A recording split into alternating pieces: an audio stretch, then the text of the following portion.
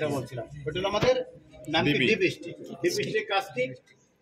Engineer check করা, পরীক্ষা করা। আচ্ছা, লুবেল কোথা দিয়ে দিতে হবে?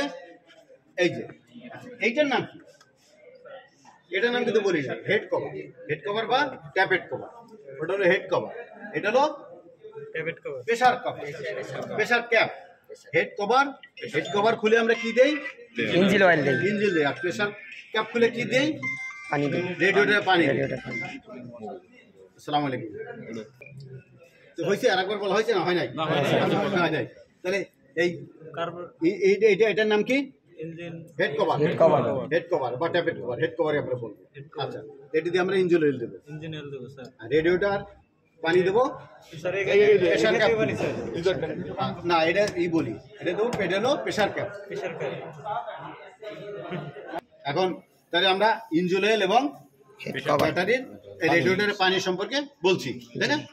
এটা হলো ট্যাপেট কভার আর হলো হেড কভার। হেড কভার, ঠিক আছে? হয়তো রেডিওটার, সরি, এটা হলো প্রেসার ক্যাপ। Pressure cap. রেডিওটারের মুখের নাম কি? Pressure cap. Pressure cap.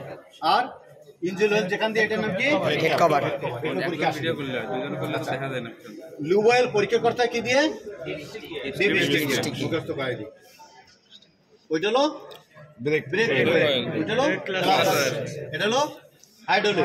Steering wheel যেটা। ক্লিয়ার হয়েছে? হয়েছে?